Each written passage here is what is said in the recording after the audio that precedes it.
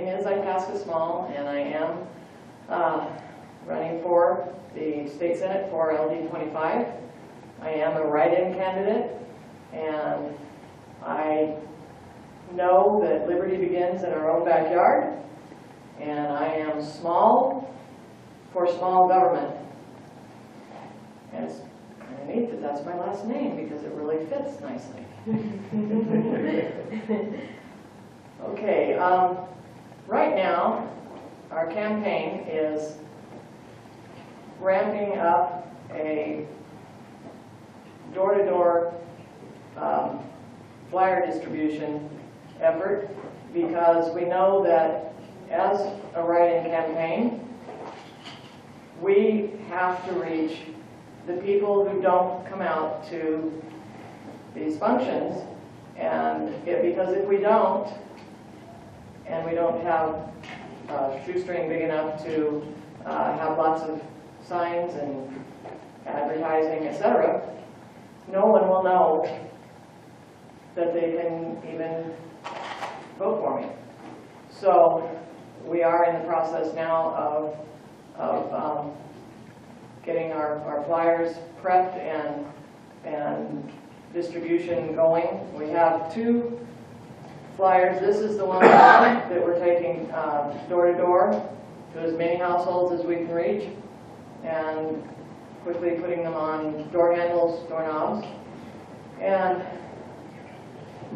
if anyone would like to, or knows anyone who would like to help us prep them and distribute them, we would be very grateful. If we have to, we are trusting God that if we have to, we will pay for help distributing them. Right now we don't have the money, but if we to really do that, but if we need to, we're trusting that it will happen. This card actually has my signature write-in instructions that I've had on my larger cards like this, the handout. This one is a little larger, but you can tear it off. It's perforated, and you can tear it off and put it in your wallet, purse, pocket, and have it with you when you go to vote. And if you sit at your own desk at home and vote in a mail-in ballot, you can still have it handy, either attached or detached. This handout is the latest iteration of our original handout that contrasts my stand on several issues with my opponent's record on those issues. And since I know that some of you haven't heard me speak on that before, if you would bear with me, I would like to share what they are. Common Core. I am against Common Core.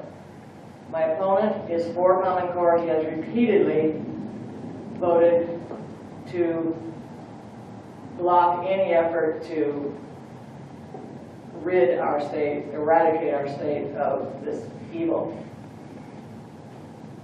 Common Core is not about standards.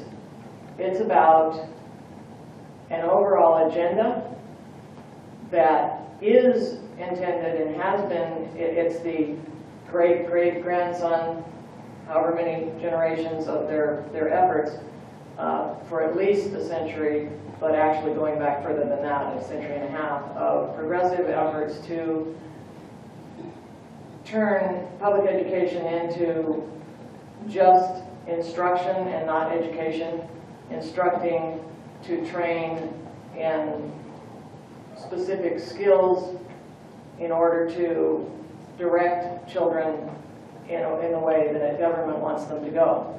That's why our superintendent and the superintendents across the country for a century and a half have been called State Superintendent of Public Instruction, not education, because they never intended it to be actual education where the students, the pupils, there's a big difference, where the pupils actually learn how to live in this life in whatever field they want to live in, and to be able to actually learn and grow in any direction without being slotted into a narrow path that the instruction intends to put them in. I hope that made sense. Sometimes I don't say it as clearly as I should. So the Common Core agenda is not just standards. The standards are just they're just ways of giving the instructors guidelines for how to create those pathways in the children.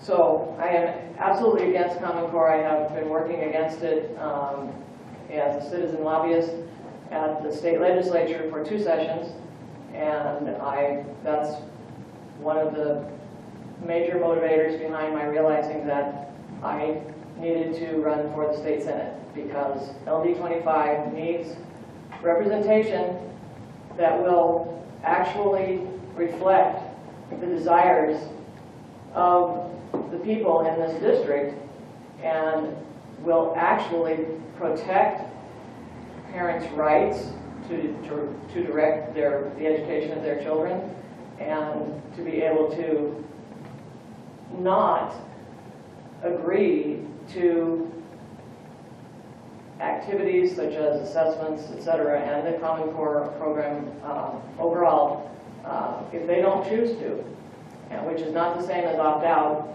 It's parents should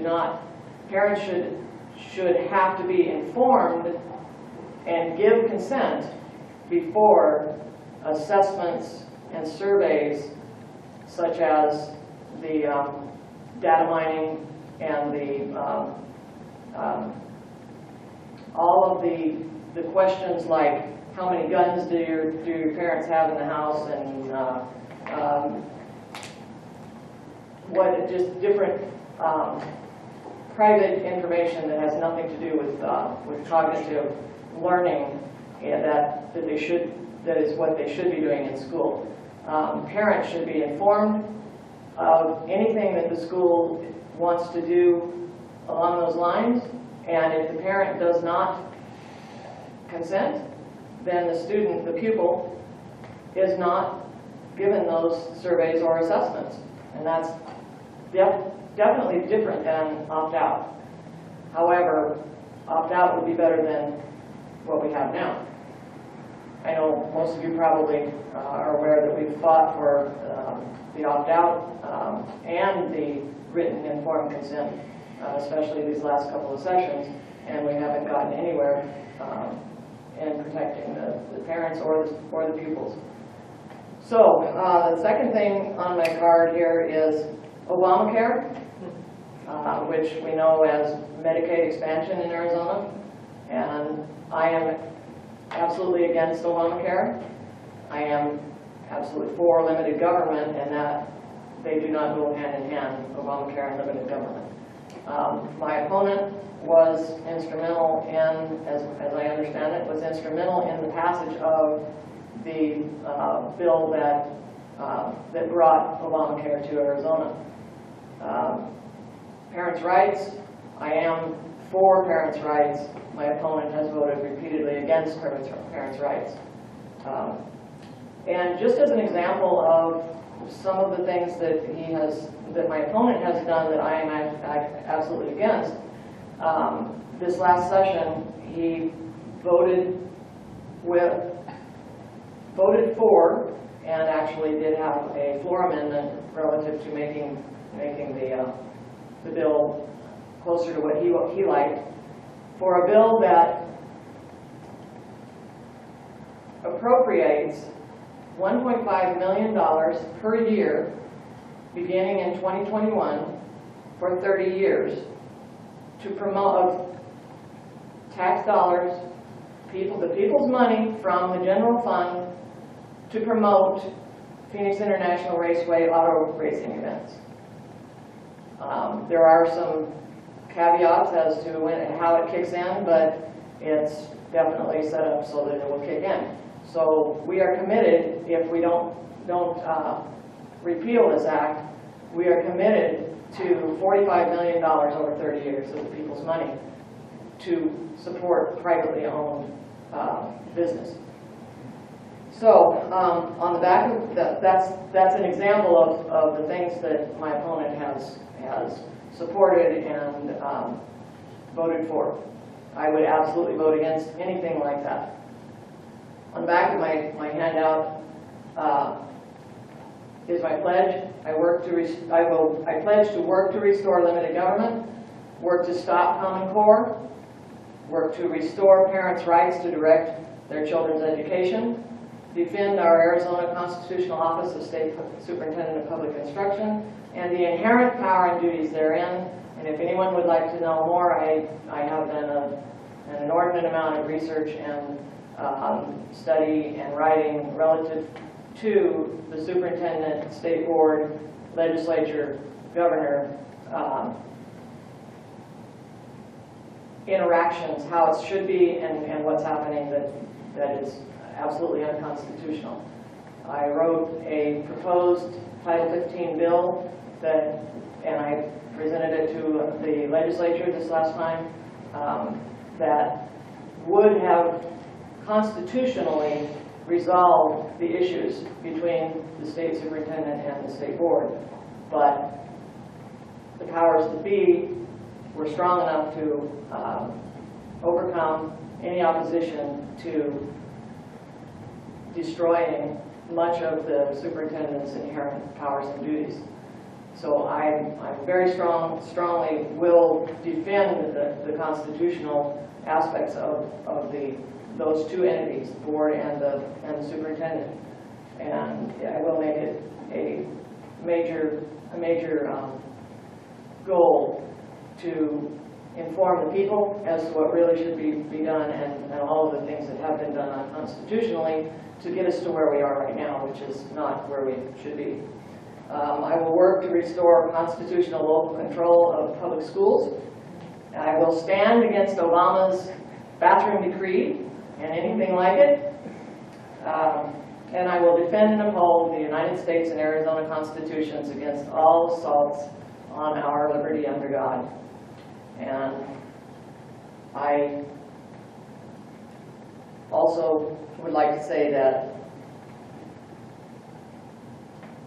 the grassroots army can sweep a viable write-in candidate to victory by helping to get out the vote. Write-in candidate David Farnsworth defeated the entrenched for decades Representative Polly Rosenbaum in the late 1990s with a grassroots write-in campaign. And he is now, with a time in between, he is now State Senator Farnsworth of LD 16. Write-in campaigns are viable if we do it right. And what I have been impressed with is that early voting starts tomorrow.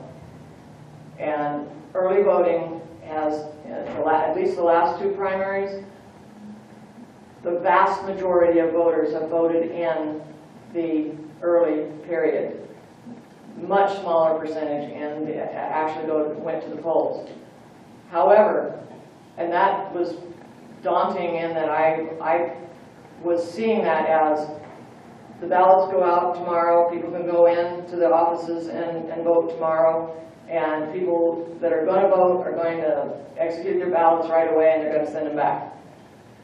Well, that's probably true about a lot of the active voters, but the voters who are not active, both Republicans and independents of all different stripes, they, if they're not normally active, they could take a little time deciding whether they want to vote at all. So we actually have time to reach the inactive people and motivate them that, wait a minute, we want someone new who is a constitutional conservative who will work for and vote according to the Constitution and according to our rights, our pro-Constitution, pro-Second Amendment, pro-life, pro-secure borders, and all those things, if they see that, they're registered. If they see that and they see they have a candidate they can vote for, we have the probability that we can motivate them to vote, and we can win this.